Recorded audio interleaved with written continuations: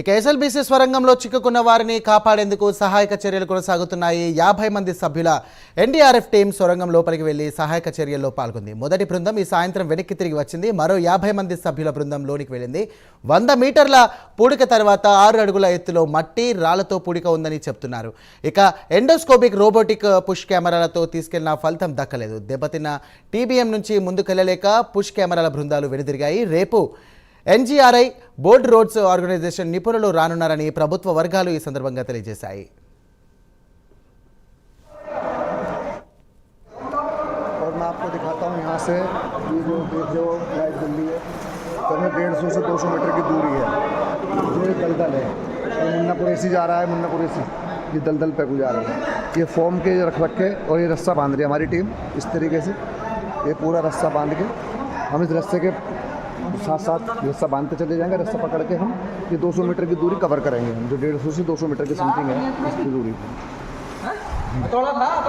और जो टनल का हिस्सा जो टूट के जो बाकी का जो सामान आया था वो गाटर प्लेटें वगैरह वो यहाँ तक आकर लास्ट हो चुकी है।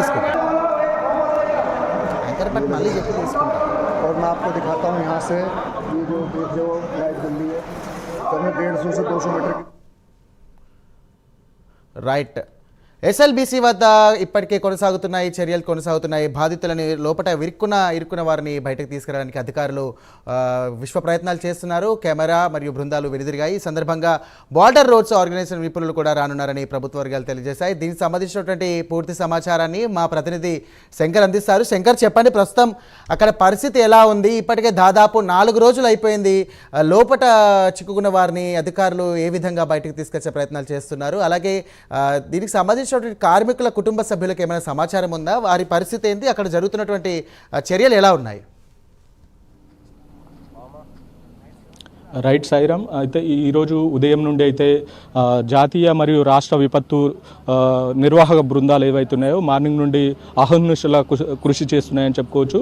గత 4 రోజుల కింద జరిగిన ఈ ప్రమాదం అయితే అప్పుడు 8 మంది కార్మికులు అందులో చిక్కుకుపోయారు. సుమారుగా 14 కిలోమీటర్ల మైల్ రైడ్ ఉంటుందో 14 కిలోమీటర్ల దగ్గర వాటరు ఊట ఏదైతే ఉంటుందో వాటర్ ఊట లీక్ అయ్యి అక్కడ పైన ఉన్న మట్టి సిమెంటు ఒకసారిగా కార్మికుల మీద పడి అక్కడ చిక్కుకుపోయిన పరిస్థితి అయితే కనపడుతుంది. అయితే గత 4 రోజులుగా ఎన్డీఆర్ఎఫ్ కావచ్చు, సిఆర్ఎఫ్ కావచ్చు ఒక 4-5 బృందాలతో అయితే టన్నేజ్ ఏదైతే ఉంటుందో టన్నెల్లోకి వెళ్ళి వాళ్ళు ప్రయత్నం చేస్తున్నారు, అహర్నిశలా కృషి చేస్తున్నారు. ఎలాగైనా 8 మంది కార్మికుల్ని కాపాడి వాళ్ళని ప్రాణాలతో బయటకు తీసుకురావాలని చెప్పేసి అన్ని విధాలుగా కృషి చేస్తున్న పరిస్థితి అయితే కనపడుతుంది. అయితే ఈరోజు ఉదయం నుండి ఇక్కడ దగ్గరుండి సమీక్షించారు మంత్రులు ఉత్తమ్ కుమార్ రెడ్డి కావచ్చు, డిప్యూటీ సీఎం బట్టి విక్రమార్క కావచ్చు, రాష్ట్ర రోడ్డు నిర్మాణాల శాఖ మంత్రి కోమటిరెడ్డి వెంకటరెడ్డి కావచ్చు. ఇక్కడ దగ్గరుండి అధికారులతో రివ్యూ మీటింగ్ పెట్టి అధికారులను అడిగి తెలుసుకున్న ప్రయత్నం చేస్తున్నారు. మార్నింగ్ నుండి ఎప్పటికప్పుడు లోపట్ల టన్నెల్లో కార్మికులు అంటే ఎంత మేర అక్కడ వాటర్ ఉంది, దాన్ని ఎలా డీవాటరింగ్ చేయాలి, ఆ వాటర్ని బయటికి ఎంత మేర తీస్తే కార్మికులు బయటలో పడే అవకాశం ఉందని చెప్పేసి ఎప్పటికప్పుడు సమీక్షా సమావేశాలు నిర్వహించి అధికారులతో మాట్లాడి అధికారులతో ఎలా చేస్తే బాగుంటుందని చెప్పేసి అధికారులతో మాట్లాడిన పరిస్థితి అయితే కనపడుతుంది. అయితే ఈరోజు మార్నింగ్ ఉత్తరాఖండ్ నుండి ర్యాపిడ్ హోల్ మైనర్ అని ఒక బృందాన్ని తీసుకొచ్చారు. వాళ్ళు ఉత్తరాఖండ్ నుండి వచ్చిన పరిస్థితి కనపడుతుంది.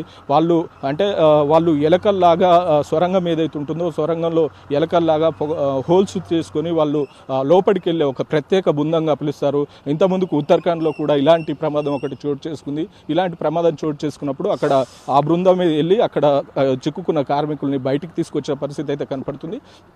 అయితే అలాంటి టీంని ఇక్కడికి తీసుకొచ్చి లోపలికి ఎంత మేర బురద ఉంది ఏంటి అని చెప్పేసి బృందం లోపలికి వెళ్ళిన పరిస్థితి కనబడుతుంది. మొత్తం మీద అంటే సుమారుగా 7 ఫీట్ల మనం ఆ బృందంతో మాట్లాడే ప్రయత్నం చేసాం. సుమారుగా 7 ఫీట్ల మేర ఆ బురద మట్టి అన్నీ చిక్కుకుపోయిన పరిస్థితి అయితే కనపడుతుందని చెప్తున్నారు.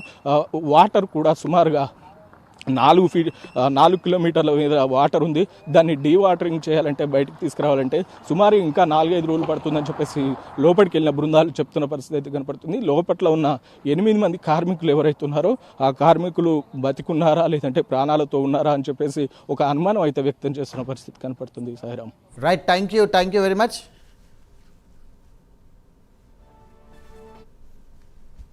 थोड़ा था और जो टनल का हिस्सा जो टूट के जो बाकी का जो सामान आया था वो गार्डर पलेटर